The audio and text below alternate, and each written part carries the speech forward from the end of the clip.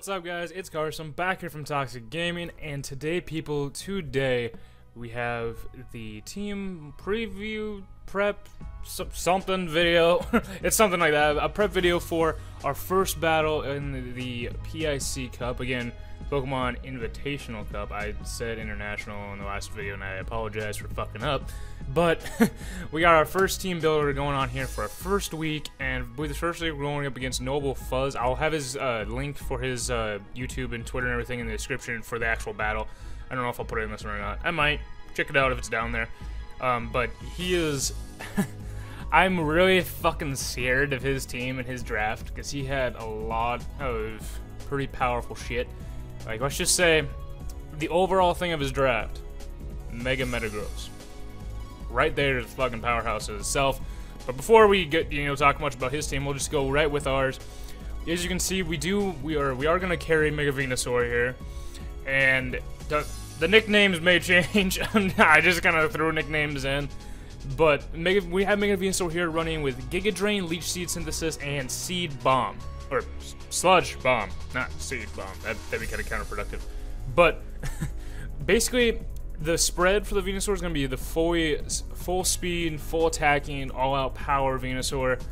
But it's going to be kind of weird. I feel like I can kind of get him, how do I say it, a little confused by being able to outspeed and get Leech Seeds, outspeed and Synthesis. Just because it's kind of got the moveset of a defensive Mega Venusaur with the spread of an offensive one. So I'm going to see how it works, just kind of trying to throw a little bit of curveballs, as many as I really can with my team. The next one I'm actually going to be bringing is good old Rotom Wash. I love the Rotom Wash Venusaur combo. It just works so well. And I'm not going to give it up. That's why I drafted him. So, well, we got Volt Switch, Hydro Pump, Will-O-Wisp, and Pain Split, and he's rocking out Leftovers, being our fully defensive committed wall. Now, Rotom Wash, the real reason I wanted him to be fully defensive committed is because, really, with the team that I decided to bring, he's our check to Mega Metagross. Like, we can Will-O-Wisp it.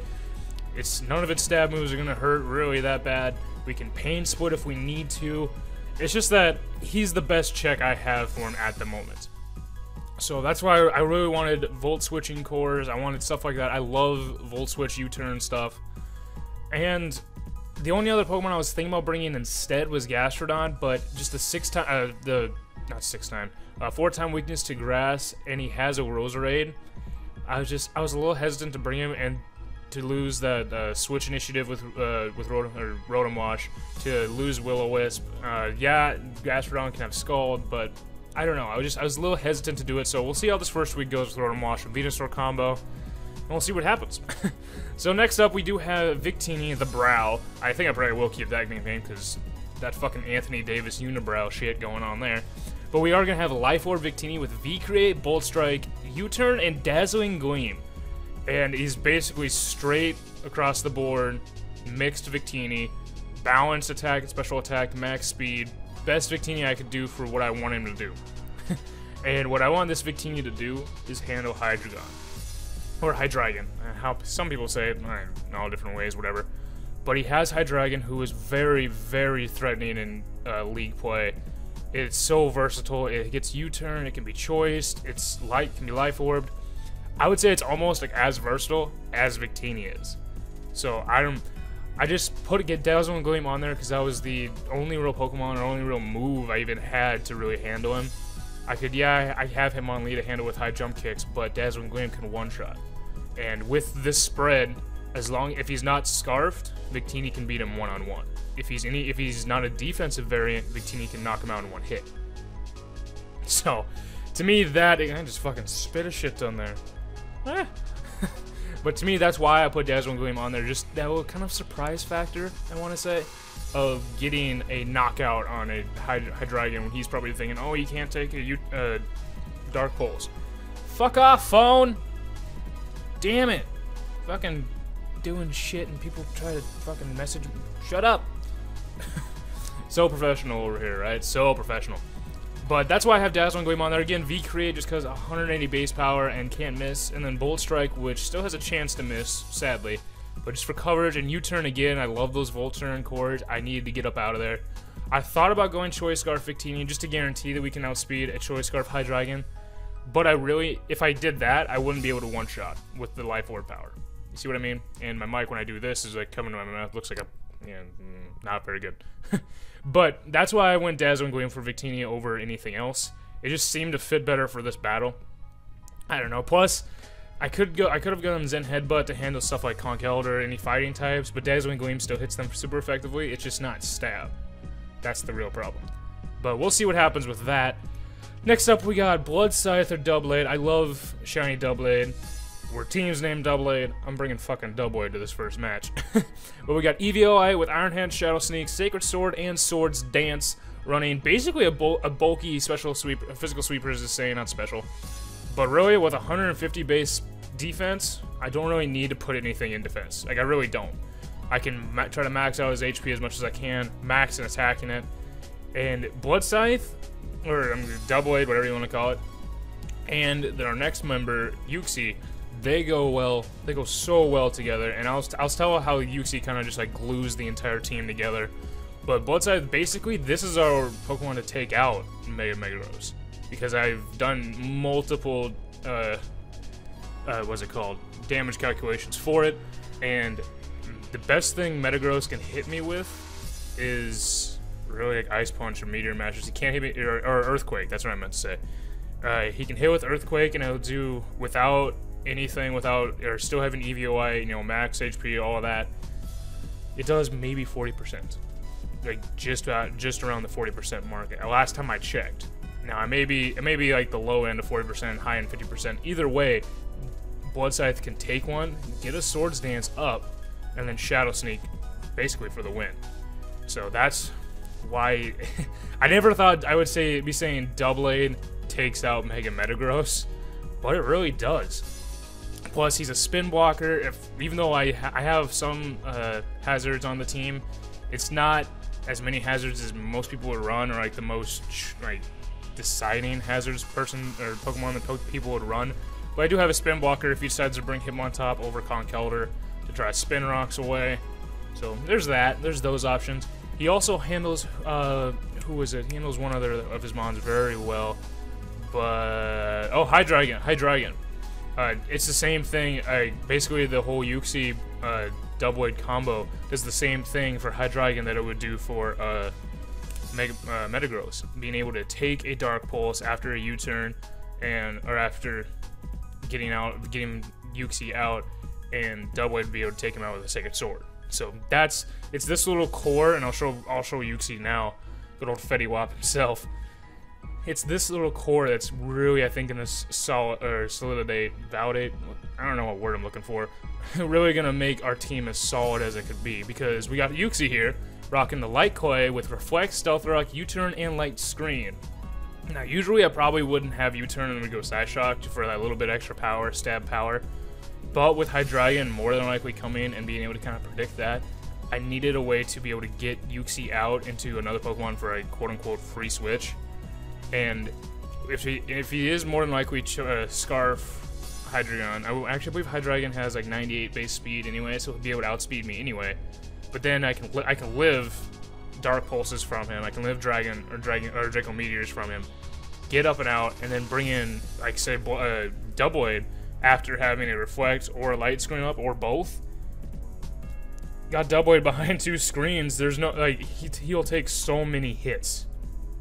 So many hits. And the Light Screen, I'll go back to Doublade here for a second. He has base 49 special defense. Not good whatsoever. With the Light Screen, I would say it makes it roughly in the 70s. My math is not that great, but I would estimate to be roughly in the 70s, maybe touching 80 for a new base special defense, as equivalent as it could be. So really, especially defensive Yuxi works well with a physically defensive Rotom, because Yuxi can still kind of not handle Mega Metagross, but he can't really hit me with anything. With Conkeldurr, it'll still be a problem. A knockoff from Conkeldurr will be a sort of a problem, but just like that's what I'm gonna have Venusaur and Rotom Wash kind of try to handle the best they can. Meanwhile, the back end of the team is really meant to handle a lot more Pokemon, with Doublade kind of being the mid-game sweeper as opposed to just firing off priority with a Victini just being the powerhouse that it is, the powerhouse little fairy that it is, and Yuxi here just basically allowing them to live longer. Setting up Stealth Rock if I need it. I don't think I really will, but I have it just for that possibility. Now, the last one on the team, I'll show you who he is. Good old Hitmonlee, Rock Lee himself. I had no real idea who to put as the last one on the team. I went through Crobat, I went through Mamoswine, Torkoal even crossed my mind, Liepard crossed my mind, and I settled on Hitmonlee because Fuzz drafted Stoutland as his very last pick in the draft, and he says that he loves Stoutland. He says that like, he knows a lot about Stoutland. It's so versatile, and I think he's gonna bring it. I thought he would. I was going to go Crobat mainly instead to be able to handle Conkeldurr more, but really, Fake Out, Earthquake, High Jump Kick, Sucker Punch, Unburden, Max Attack, Hitmonlee will hit hard on anything. Earthquake will still hit hard on anything. So really, Fake Out one turn. He has one Ghost type in this Magius that I don't believe will come. I don't think so. Because I mean, I just have too much for it on my draft to really bring it. And so I really don't think I'll have any problems with Fake Out not hitting, you know, getting timed for Fake Outs, stuff like that. But once I get that Fake Out and Unburden, Hitmonlee is like our late game sweeper. I have Earthquake on there for Metagross, for what's it called? God damn, I just had its name in my head. Roserade. Blaze Kick would, I believe, do more to Roserade over Sucker Punch. But I was actually talking to one of my friends, Dan, and he suggested Sucker Punch because then I can get a super effective priority hit on Metagross. If he's gonna try to like Bullet Punch me and when I have low health, whatever, and he's gonna Bullet Punch me anyway, I can Sucker Punch, get a big hit off from base 120 attack onto a Metagross, let Hitmonlee die, and then bring somebody in who can kind of try to finish him off, do the damage, that whole thing. But again, this team is, it's not, I wouldn't say it's not the best team. I would say it's more like, this is what I believe will work for the first week. For the first battle, we're focusing on these one battle at a time. It's not like I'm not trying to plan for the finals right now. I just want to play one battle at a time, give you guys the best entertainment value for a battle. If I win, I win. If I lose, I lose. I mean, that doesn't really matter to me. I want to give you guys a good battle, let you guys see some plays that are made. If I make a bad play, make a bad play. It is what it is.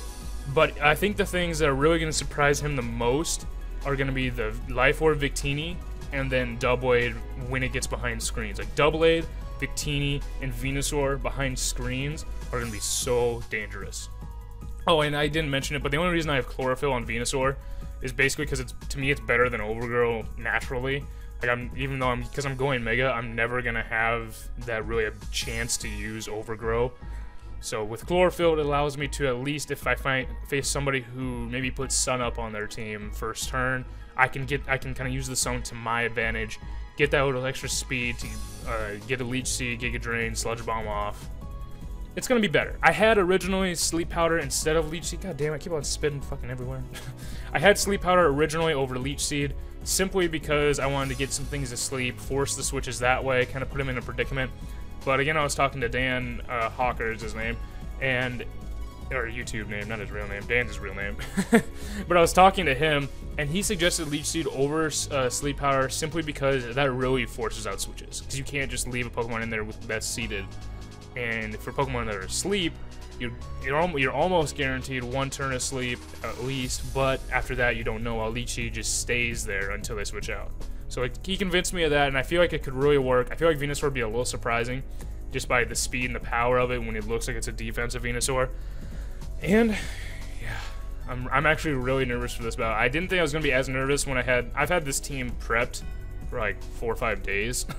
Like at least the team itself, maybe not all the moves perfectly and stuff like that, but I've never been actually more nervous for a battle before. And not really that I wouldn't say I'm nervous of Fuzz and his battle and everything. I'm just nervous to see what happens. Because this is a threatening as hell team. I know he's a good player, and I'm just nervous to see what the hell actually happens. What Showdown decides to fucking give to me, and the RNG rolls and shit like that. Stuff that's out of my control. But anyway, that's the team that we got, guys, for this first week for the LA Doublades. Hope you guys like that new logo. Shout out to TITOS for that. TITOS, is it TITOS Station? Is that what it is? I always fuck up because there's only one S and I mess up with it. But anyway, shout out to him. He will be linked in the description below for the battle, and I believe even for this episode, this video. He will be linked down there. He did an amazing job. He made our thumbnails and our logo. I'm more than happy for that. But this is our team that we got. Hopefully we do well. I'm hoping that we do well. So anyway, guys, I'm gonna get up on out of here. I'm just happy. I'm happy that the day has finally come that we can show what Mega Venusaur can do. So anyway, guys, I'll see you later. I'm Carson, Toxic Gaming, and as always, you stay toxic. We'll see you guys.